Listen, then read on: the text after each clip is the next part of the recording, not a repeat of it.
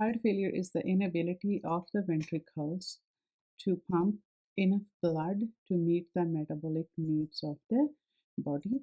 And the drugs used for the heart failure have various mechanisms, such as these drugs. They help to slow down the heart rate and they help to decrease the cardiac workload. And these medications, they also help to increase the contractility. And various drugs, those can be used in heart failure. They can be ACE inhibitors, or these can be angiotensin receptor blockers, or we can also use beta adrenergic blockers. We also use diuretics to treat heart failure. Cardiac glycosides are also used to treat heart failure, and then vasodilators can be used for this purpose. And then we have ACE inhibitors and angiotensin receptor blockers. ACE inhibitors are the one that ends with pril, such as lisinopril.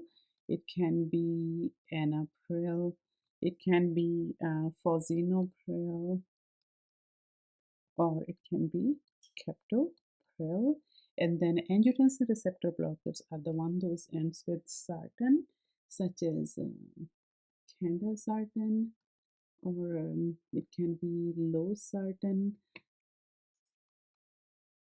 can be irbesartan, or we can have a valsartan.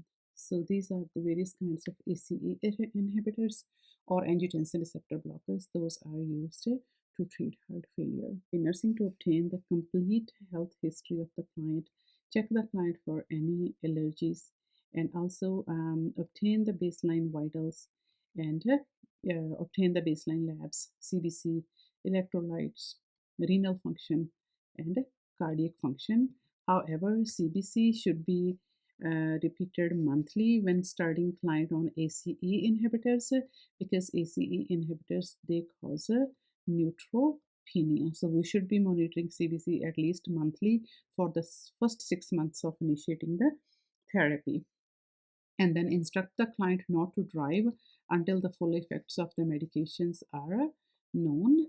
And then for the clients who has the renal impairment, or when the fluid retention or congestion is not well controlled with the diuretics, we should be checking the client's weight daily in the morning and at the same time to check any fluid retention. Listen to the breath sounds for any crackles, and if crackles are present, crackles indicate fluid in lungs. And we should be also putting the client on the fluid restriction. So fluid restriction of daily intake to 1.5 to 2 liters per day should be implemented. Instruct the client not to take any over-the-counter medications, because these medications may interact with the ACE inhibitors and or any other cardiac medications and may worsen the situation. So client should not be taking any over-the-counter medications without consulting with the physician. Then the vaccination status, we should review the client's vaccination status for influenza, which should be given annually, and also for the pneumococcal pneumonia that should be given every 6 years to reduce the risk of the infection, because if the client gets influenza or pneumococcal pneumonia, then it may worsen the symptoms of heart failure.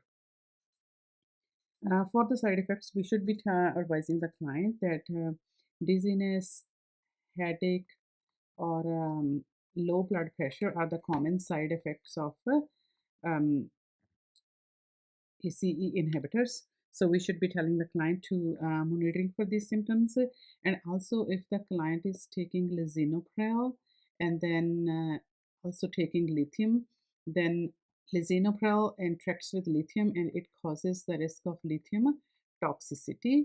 And then also, when taking ACE inhibitors and potassium sparing diuretics concurrently, then these increase the risk of hyperkalemia. So we should be watching for these two interactions closely.